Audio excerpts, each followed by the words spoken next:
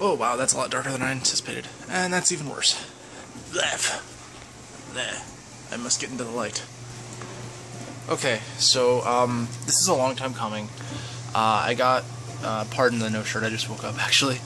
I got some gifts in the mail from Reddit's Secret Santa, and, I got 2 pillowcases for throw pillows, Lannister and Baratheon, which, hell yeah, Baratheon.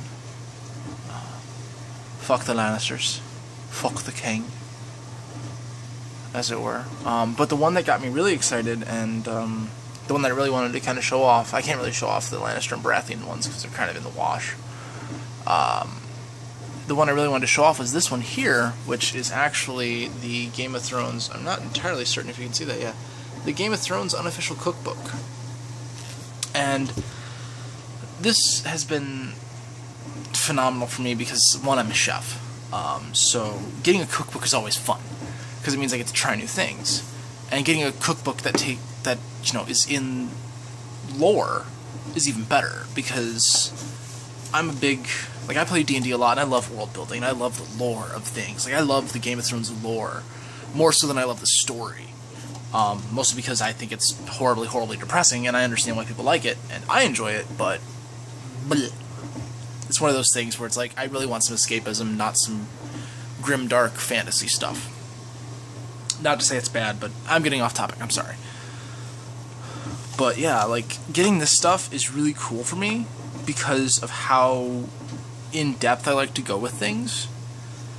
And I love to try new things, and with me being a chef, this is right up my alley, and I thank you so much for getting me these things. They're awesome. I just moved into my new apartment. I'm actually in it right now with my girlfriend, and we're decorating our apartment.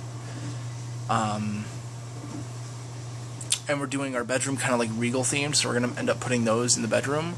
And the living room is an Imperial theme for Star Wars. So we've got some bedroom ones, and now we've got, we had some living room ones, now we got some bedroom ones, which is awesome. But this is just fantastic. I've had a rough season. My grandfather passed away in July, and it wasn't easy. It still isn't easy. I'm having a hard time coping with it still some days. Because he wasn't just my grandfather, he was practically my dad, you know? He practically raised me. He taught me what it meant to be a man, and what it meant to be a Christian, what it meant to be a person, really. And he's the one who taught me everything I know. Not cooking-wise, but just, world-wise.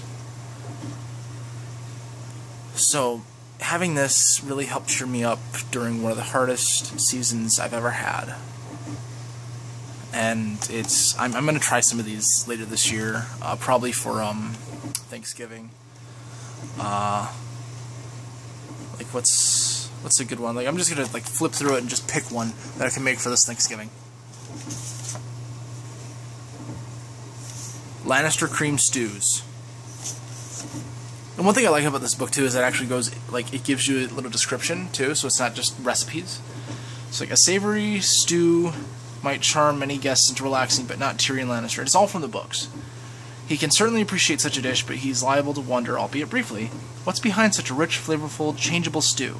Since any combination of fresh herbs, parsley, green onions, cilantro, basil, oregano, or tarragon. That's one thing that I really enjoy about Game of Thrones, too, actually, is that it's kind of rooted in our own world a little bit. There's not a lot of made-up things, if that makes sense. When they go in depth with the cooking, they throw in, it's a fresh dragon bane, or whatever. But when it gets to the nitty-gritty, it's cilantro, basil, oregano. And anyone who knows my cooking, I fucking love cilantro. Cilantro is my favorite herb to use, aside from basil. Basil's a fantastic savory herb, and cilantro adds a lot of sweetness to your dishes without having to add additive sugars. I add cilantro to my spaghetti to get a little bit sweeter to kind of nullify the acidity of the tomatoes.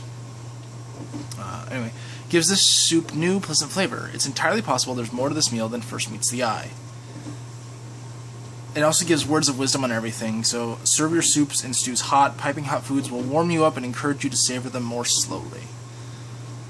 It's actually a really simple dish. So yeah, I'm really excited to try some of these. But anyway, yeah, thank you so much again. I'm so sorry it took me so long to get up a thank you post for this.